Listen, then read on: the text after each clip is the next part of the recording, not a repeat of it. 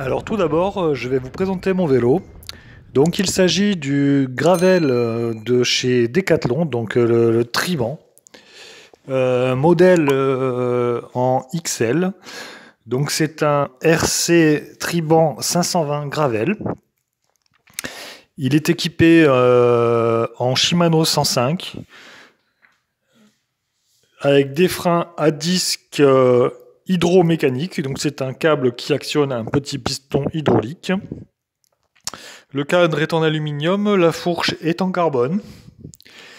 Et pour le reste, je roule en pédale SPD avec des chaussures de VTT.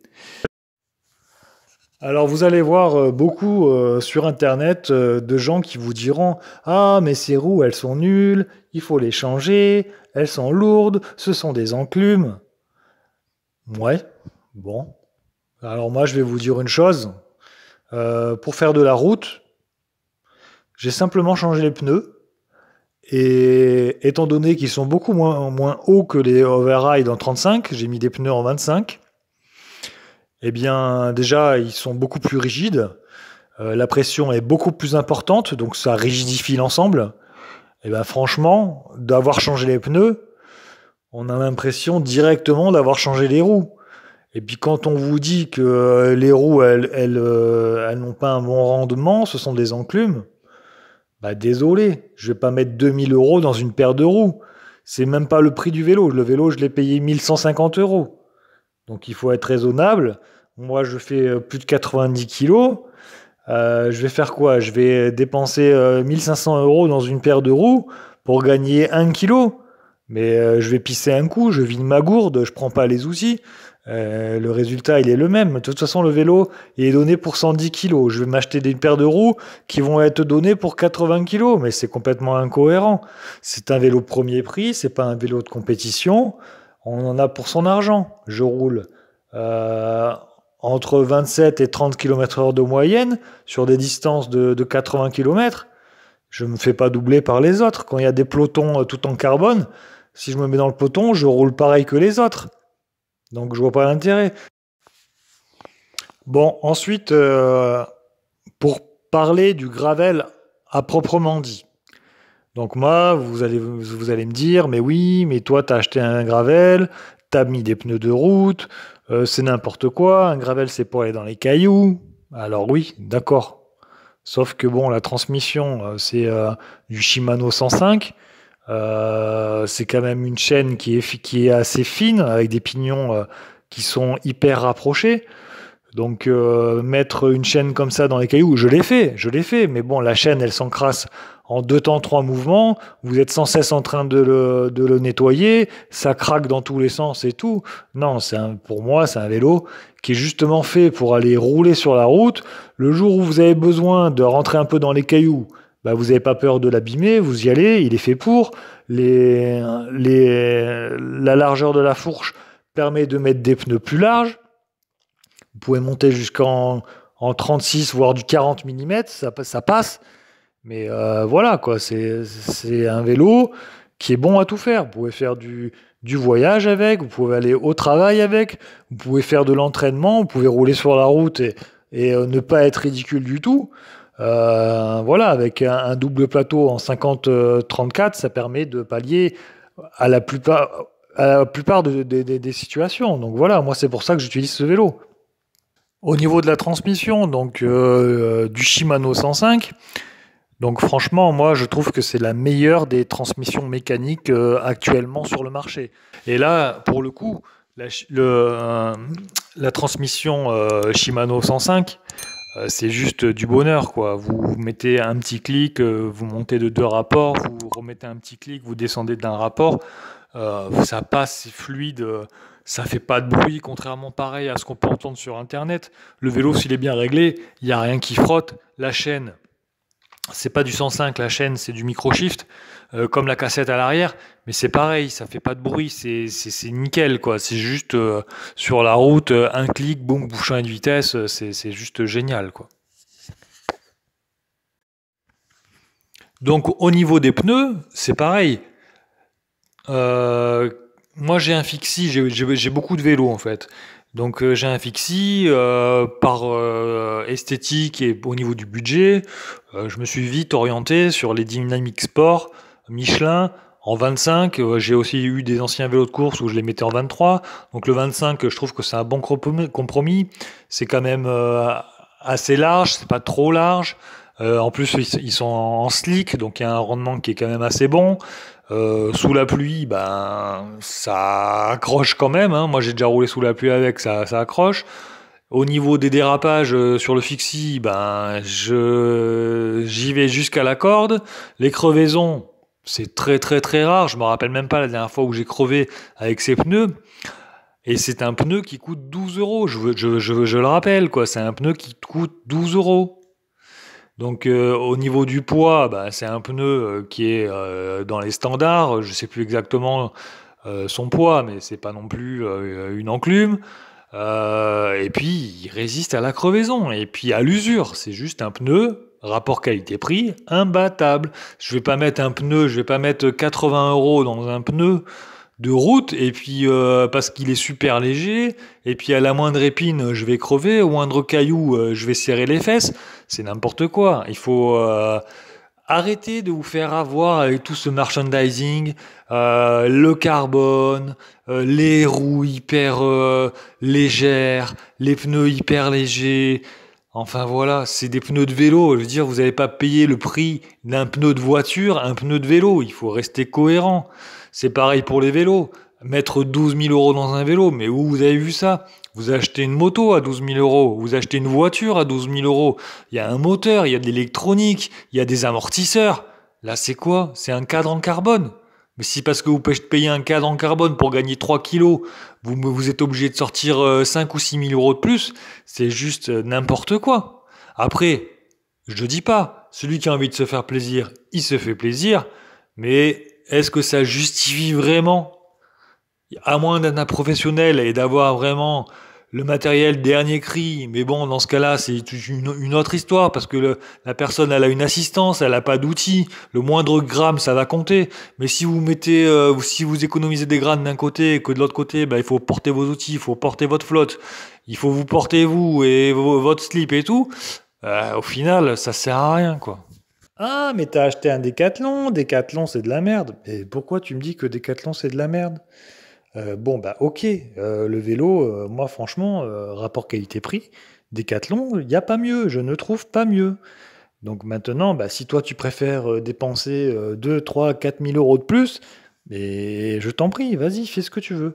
Après, c'est vrai que au niveau réparation, service, Decathlon, c'est pas des professionnels par rapport au cycle. Les gens, ils sont bien gentils, mais bon, les vendeurs, voilà, ça reste des vendeurs de grande surface, quoi. Ce sont pas des techniciens. Enfin, moi, j'ai tous les vélos que j'ai achetés chez eux, ils sont même pas foutus de mettre une selle dans l'axe du vélo. Donc voilà, au bout d'un moment, tu y vas, t'achètes ton vélo, et puis merci, au revoir. Tu fais marcher la garantie si tu as besoin. En général, ça se passe bien, t'as pas besoin de faire passer la garantie, et puis voilà. Après, au niveau de l'entretien, eh ben, tu te trouves un bon vélociste qui va te faire l'entretien. Si ton vélociste ne veut pas entretenir ton vélo parce que c'est un vélo de Décathlon, que c'est pas lui qui te l'a vendu, eh ben, tu changes de vélociste, c'est pas grave, il y en a d'autres. Et puis les réparations, c'est pareil. Tu peux apprendre à les faire toi-même. Le minimum, il est très simple à faire. Après, bah voilà, si vraiment tu dois l'emmener chez Decathlon, bah, tu les avertis que tu veux, t'es en droit d'avoir du travail bien fait, que ton vélo, tu le donnes, il n'est pas beugné, tu le récupères sans beugne. Donc il faut qu'il fasse un minimum attention et puis qu'il fasse les réparations que tu as demandé, c'est tout. Les Dynamic Sport de chez Michelin, ce sont de très bons pneus pour la route et aussi pour les chemins. Donc là, il y a un petit chemin en cailloux. On va y aller franchement, et puis bon, c'est sûr, hein, ça va glissouiller. Moi, je mets le maximum de pression parce que je fais plus de 90 kilos. Je mets 7 barres, et puis on y va. Au niveau du freinage, donc ce sont des freins à disque. Le freinage est largement suffisant sur la route et en mode off-road, donc en mode gravel pur et dur. Après, c'est vrai que ça va pas avoir la progressivité ni l'attaque d'un frein hydraulique pur et dur, mais le freinage est vraiment tout à fait correct. Ça évite aussi le problème des roues voilées. Donc avec un disque, vous pouvez voiler la roue et ben, les patins ne vont pas toucher la jante et le disque va rester toujours dans son axe, donc il y a pas de problème. Et bon, c'est vrai que par contre, sur le mouillé, l'accroche du disque n'est pas la même, mais bon, c'est vrai que aussi sur le mouillé, sa vitesse, on s'adapte aussi. Donc voilà, ça fait le taf, hein. On va pas dire que ça vaut de l'hydraulique, parce que bon, moi je suis en MT200 sur mon VTT, et c'est vrai que le freinage est juste parfait. Là, on a un très très bon freinage, donc largement suffisant sur la route, hein, largement suffisant sur la route. Dans les grandes descentes, c'est pareil, il y a du mordant, on bloque la roue sans problème, donc voilà, c'est juste ce qu'il faut. Le vélo totalise environ 2000 km, je ne l'ai pas spécialement nettoyé pour la vidéo. Et les pneus ont parcouru environ 300 km, donc vous pouvez voir que rien n'a bougé, ils sont vraiment encore en très bon état. Bon, 300 km, effectivement, c'est rien du tout, mais bon, voilà, on dirait qu'ils sont quasiment neufs. Alors vous allez voir que je vais les engager, là, je viens de rouler avec sur la route, et on va partir dans un chemin, et puis vous allez voir que ça fait très très bien l'affaire. Outre leur prix et leurs caractéristiques techniques qui sont vraiment très satisfaisants, je voudrais souligner aussi leur look. Je les trouve tout simplement très jolis. Voilà, tout noir avec sans sculpture, slick, avec une inscription Michelin blanc sur le côté. Bon, ils sont pas fabriqués en France. Certes, ils sont fabriqués à Taïwan, mais bon, c'est quand même Michelin, c'est français.